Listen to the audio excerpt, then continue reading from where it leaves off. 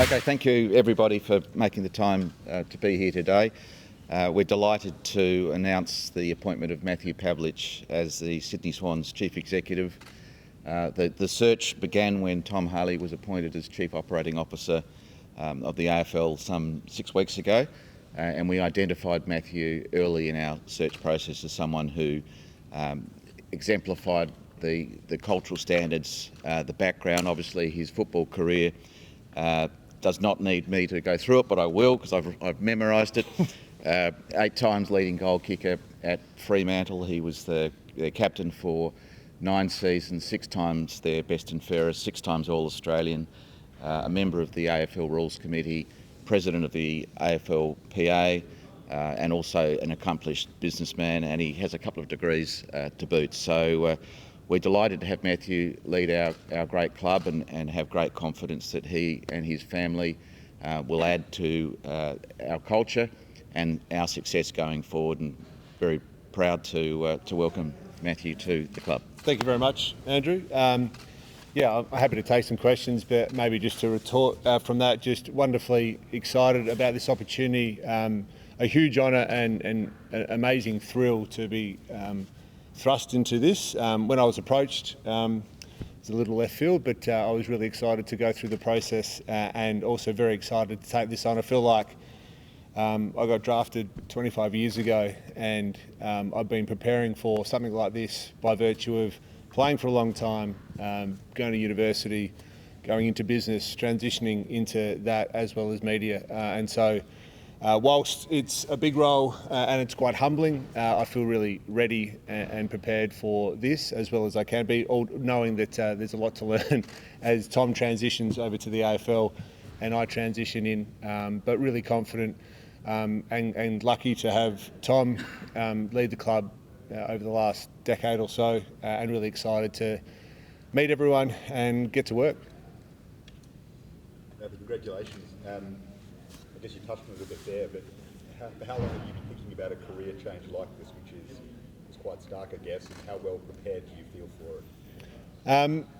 I guess people see me on the telly quite a bit and think that that's what I've been doing, but I mean, realistically, for a decade I've been starting, growing and scaling and running businesses and been at the forefront of that. So jack of all trades, master of none with regard to everything that is about starting a business and scaling a business. So I feel comfortable enough as I can be. There'll be plenty of unknowns about this role. There'll be plenty of things that I'll have to listen and learn from.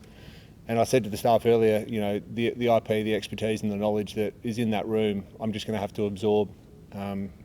Also said, you know, seek first to understand, then be understood. It's going to be a part of this next process with them.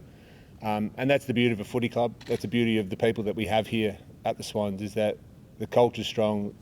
There's great stability and strength off the field. And we're hoping to quickly get back that on-field success as well. You said it was a little left field when the Swans approached you. Can you talk us through the initial conversations? Who called you, and were you? I got a text message. So my wife was away visiting her brother in New York, and I got a text message early on a Saturday morning, amongst trying to get 3 kids to different sporting commitments. So that's what I mean. It was left field on a Saturday morning with trying to get 3 kids to netball, hockey, and basketball. But you know, I'd put my name forward for various opportunities more recently back into the industry. I'm so passionate about the game, love footy clubs. And so I've been in around some opportunities. So it didn't necessarily come specifically from left field, but probably more contextual on a Saturday morning trying to wrangle 3 children. Andrew, this is the first time I think in a while that you've gone from outside the organisation to your CEO, usually promoted from within. What gives you confidence that this transition will be as smooth as those ones you've had in the past? I think you've seen Matthew, you've heard him speak, and I think everyone knows a fair bit about you, having watched you on television, and whether it's certainly in Perth, Matthew's no stranger to football and obviously business and complex organisations. So we've got great confidence. We did an enormous amount of work. We've known that Tom was fantastic in his handing over before he accepted the role at the AFL, I knew for some time that it was a distinct possibility. So we had a long time to think about what we were looking for in a leader of this club, and circumstances presented in such a way that we felt that it was, in this instance, better to go outside the club. We were very keen to have our next CEO to have a similar background to Tom, because he's been such a great success having Tom at the helm. Matthew's football pedigree, in addition to his obviously his business experience, and importantly his knowledge of the industry through his work on the rules committees, work with a couple of other clubs in external reviews, and of course the AFLPA. So we've got great confidence that he displays every element of what we're looking for. Football's a funny industry; it throws curveballs at you all times, so I'm sure he's adept at dealing with those, and we're really looking forward to his leadership. How do you feel Matthew will go, someone who's not from Sydney, hasn't lived here, it's a highly competitive sporting market, and how do you feel he'll be able to handle that challenge? Well, I think Matthew, he moved from South Australia as an 18-year-old to Perth, so anyone who can survive through that, then be married, 3 kids, fly between Perth and everywhere else in Australia many times a year. Look, Matthew's a very impressive person. I don't think he'll have any difficulty in adapting to the Sydney market in New South Wales. I think one of the great things about New South Wales in particular, it's a very welcoming place. People are judged on their abilities, not where they've come from. And I've got no doubt that certainly the club will embrace Matthew. I know that already the feedback has been overwhelmingly positive about his appointment, seeing him as an inspired choice, and I'm sure the business community and the sporting community in New South Wales similarly will welcome him with open arms, and you'll do a great job. Yeah, I appreciate the question. I think it's an obvious question as well, and something on my radar straight away is to exactly do that, ingratiate myself with the team here, but also the broader community, the corporate community, our fans, our members, get to know them, get to understand what their purpose is, what they hope the club aspires to. But ultimately, it's about getting the runs on the board and getting to work. I'm generally quite decisive and action-oriented, so while I'll take the views of the people that I was talking about before, the IP, the knowledge that sits within the club, we'll just get to work and get to meet everyone. And you touched on your business acumen, but the CEO of one of the biggest sporting brands in Australia, how do you take that step, and is there any apprehension about taking on such a big role? It's humbling and it's exciting, and it's an honour that I absolutely understand, and knowing how well Tom has gone in the role, knowing how well Andrew went in the role prior to that, it's something that I know it's a huge task, but I'm certainly up for it.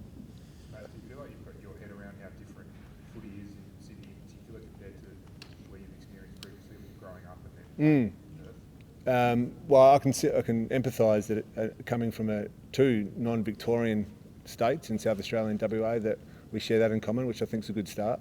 But obviously, no, the game here has to continue to grow, and I look forward to getting stuck into that. I think that's the great opportunity. Sydney's a great club. It's got a great brand here. Record membership, huge fans flock to the game week in, week out. Even this year, when it's been a bit of a struggle with injury and form, but we got to keep growing the game here in Sydney and in our northern states, full stop. So something that I'm looking forward to beginning. Do you feel like you've got a busy first off-season coming up in terms of, in particular, the on-field, the list, and always murmurs that the Swans might be playing something in the trade market? Yeah, always murmurs, and I'm sure that's probably what they are. I haven't specifically had that chance to get my feet under the desk and have those conversations as yet, but what I would hope is that we aspire to get the best people in our footy club, whether that's players and or staff. All I know is you get good humans who've got great character and great competence, and then you just let them get to work, whether that's on field or off field. So I hope those murmurs are true. Matt, you were big rivals of Dean Cox for 10 to 15 years. What's it like to be teammates now? Yeah, Cox and I, similar noses, which is a good start. No, look, I had a great rivalry with Coxie and West Coast on the field. I've always admired how he went about it. I love playing against him, and I've admired how he's made some harder choices probably by coming here to Sydney, staying with Sydney, and then transitioning into the role at what was a pretty late timepiece in terms of when he got the coach's role. So can't wait to get stuck in, and it's nice to have a bit of a flavour of the West here in Sydney. But how important might that relationship be? I mean, you've come from a very similar footy background. How important might that be in terms of cultivating that coach-CEO relationship? As a chair-CEO relationship, as a CEO-coach relationship, and so on and so forth, it's going to be crucial, absolutely crucial to the team's success. I'm here to support Dean. I'm here to support the broader football department to get the best out of them so they can go and do whatever they need to do to be successful on the field. So, yeah, hugely important to keep fostering that relationship and start working together. Matthew, what was it about the Swans that attracted you to this job? Can I capture all and say everything? You could just say me. Yeah, well, I could say that, Andrew, but that's a starting point. Although Ross Trevor boy versus Sacred Heart boy. So. This is the biggest rivalry. Yeah, that's right. Big brand, big city, successful club, great culture, and a professional adventure for me and step up for me, which not only am I ready for, but our family is as well. Are they already here? Your family's already here? No. School year? Yeah, we've got here. So a 12-year-old, 10-year-old, and an 8-year-old. So they'll get through the school year. Obviously, there's the transition with Tom, and I'll be here back and forth a little bit. I've got a bit to sort out as well with some business and media stuff, which I thank them for. It's been it's been great to work with great people in navigating that exit and doing that really well, and doing it well, which is quite unusual because we've been able to keep it pretty tight, which I am very thankful for, not only the people at the club, but the people I've been working with over the last 10 years. So the kids will finish school and then, get across, but it might take a little while to convince them who they're going to support. We'll get them across the line. I'm sure they'll be fantastic additions to the Sydney Swans Academy. They will be, that's right. Andrew, Tom had a similar background to Matthew and obviously was a success here. Did that encourage you that this was the path to go down as well? Absolutely. I mean, Tom is the prototype for a successful CEO of an AFL football club. Having the presence, the football knowledge, we think is really important.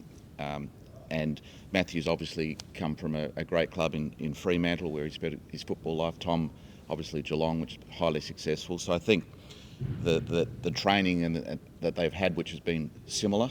I think Sacred Heart better school than St Peter's. No doubt. They'll be on a par. We'll check the Telegraph's more down to top earth, 100 list. But no, look, I think that we've got great confidence that Matthew has all of the skills that we've been looking for to take the club forward, and he'll be a great success. Andrew, what do you think Matthew's immediate priorities are from your perspective? Look, I think the first thing is, being honest, it's just for him to be able to move his family successfully to Sydney and have them settled, because it's really important in our business. We're very family oriented, that he's comfortable and Lauren's comfortable and the kids. So I think that should be a major priority. Obviously, we'll be looking at list management and just what some of those decisions that need to be made over the coming months. They're very important, and certainly with Matthew's knowledge of the game, having been a commentator or still is on Fox Footy, and his work at Nine, so he knows the contemporary game very well. So we'll lean heavily on him, and I know Dean will, and Leon Cameron in terms of list management. And then really, I think, as Matthew said today, to get to the club and learn and speak to people and understand the market in Sydney. It's very different than Western Australia and South Australia. It's still very much a developing market, and there's a lot to learn. But I know from spending time with him over the last 6 weeks that he's a fast learner, pretty impressive.